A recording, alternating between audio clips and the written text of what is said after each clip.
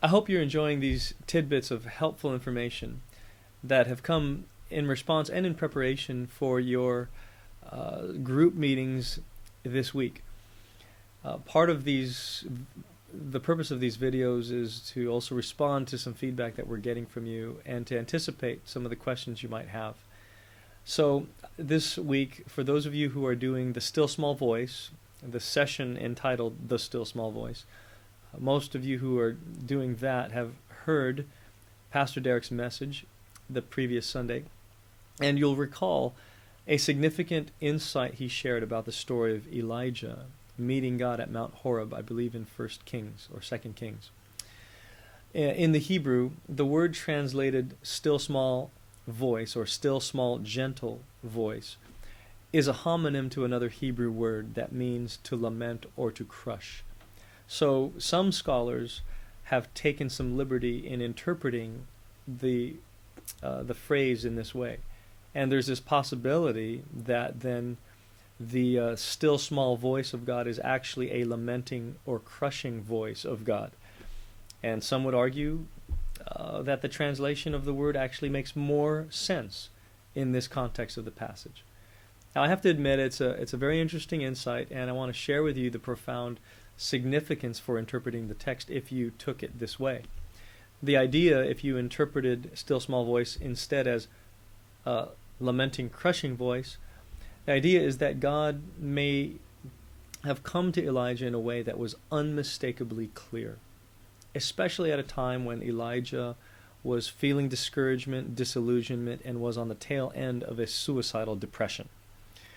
So the practical implication is that during times where we're discouraged and disillusioned, we can count on God to make his voice crystal clear. We don't need to worry about God getting cryptic on us or speaking to us in whispers we can hardly hear. He will make himself, his will, his direction for us unmistakably clear and in a way that we cannot miss. So that's an encouraging thing, and that's an encouraging insight that comes from translating the phrase in that way. Now, Pastor Derek did a great job at taking a kind of in-between stance on the whole matter, saying that God's crushing and lamenting voice need not be loud and blaring, but it can also have the tone of gentleness and love.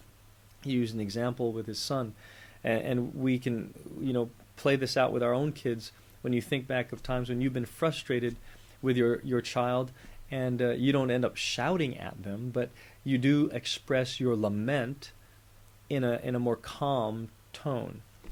So that was a nice way of kind of taking a middle in-between stance in terms of the translations of that phrase. But here it is. There's no need to choose one interpretation or the other here. I think we can allow both interpretations and conclusions to tell us something new about God. The interesting thing that you need to keep in mind is that Dallas Willard, in his book, does not do a whole lot of exegetical work on the passage. He views the still small voice of God in a different way. He sees it as the deepest, most intimate way that God chooses to speak to us.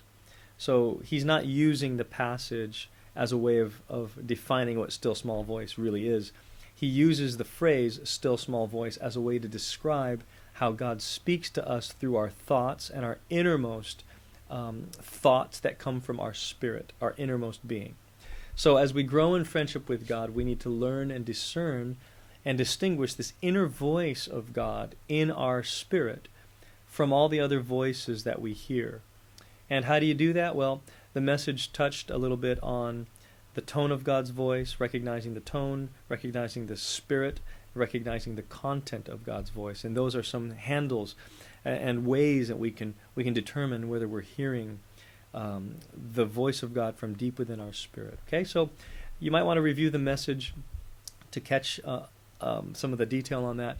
In the week or two to come, we'll be clarifying and expanding this idea of how you actually distinguish God's voice from your own or from the enemy's. Okay? So hope that helps. Have a great group study this week. God bless.